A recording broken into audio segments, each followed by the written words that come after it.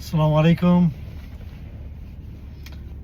ভালোবাসি বাংলাদেশ থেকে মোহাম্মদ রহমান বলছি, ফোর্থ ডিএভলপি থেকে।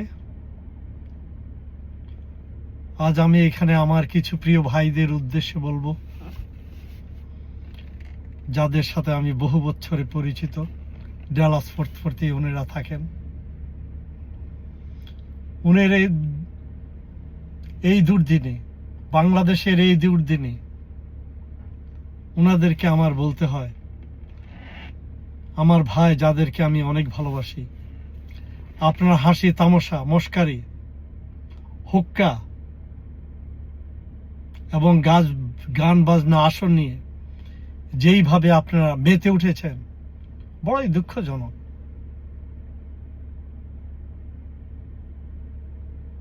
গান বাজনা আপনাদের করছেন, এই জন্য আমি বড় দুঃখ করছি না।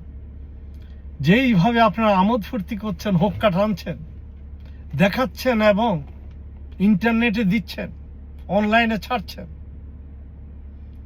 আপনারা ভাইরা মনে করেন শত শত হাজার আমাদের ভাই বোন যাদের নখের আঙ্গুল প্লায়ার দিয়ে টেনে উঠিয়ে ফেলেছে এবং সেইখানে দিনে বারবার প্লায়ার দিয়ে চাপ দিয়েছে,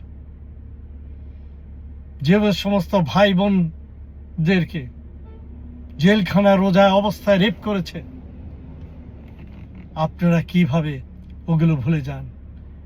আনন্দ উৎসব করা তো ইসলামে নিষেধ নাই, কিন্তু যেইভাবে আপনারা হাসি তামাশা করে জীবন কাটাচ্ছেন, এই জন্য কি একদিন আল্লাহর কাছে আপনারা ফিরে যাবেন না? আল্লাহর কাছে কি আপনাদেরকে ফিরে যেতে হবে না?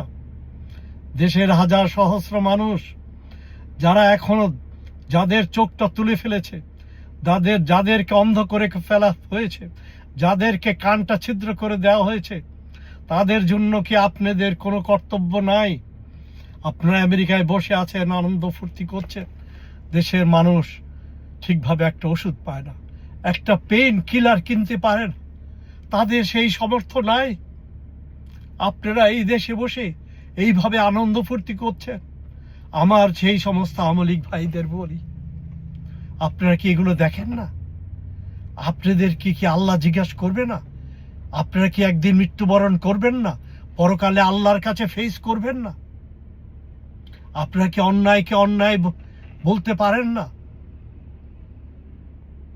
এই যে আজকে চুপ করে আছেন, হাসি তামাশা করছেন, নেতা নেত্রী পিছনে আপনারা ঘুরছেন, এই নেতা নেত্রী আপনার পরকালে কোনো কাজে আসবে না, আপনার মৃত্যুতে কেউ আসবে না, আপনার কবরে কেউ যাবে না, আপনার জানাজা পড়তে এরা যাবে না, জানাজা পড়তে যাবে মোমেন বান্দারা।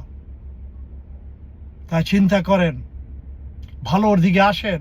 ভাই, আমি আপনাদের শত্রু না, আমি আপনাদেরকে বলছি আপনারা ভালোর দিকে আসেন। ভারত আমাদের শত্রু, ভারত আমাদের দুশ্মন।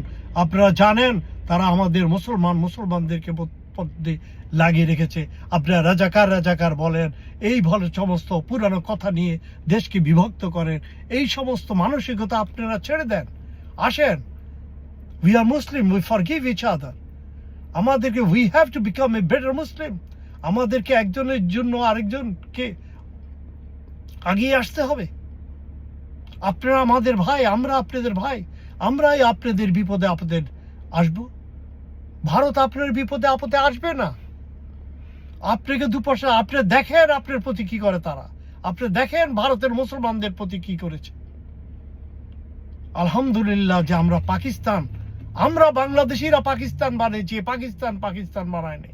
আমরা পাকিস্তান বানিয়ে তাদেরকে মুক্তি দিয়েছি এবং আমরাও আমাদের মুক্তি করেছি। ইনকিলাব জিন্দাবাদ, বাংলাদেশ জিন্দাবাদ। আল্লাহর পথে আসেন, এই বলে আমি আপনাদের জন্য, সবার জন্য দোয়া করছি। আমিন। আসসালামু আলাইকুম।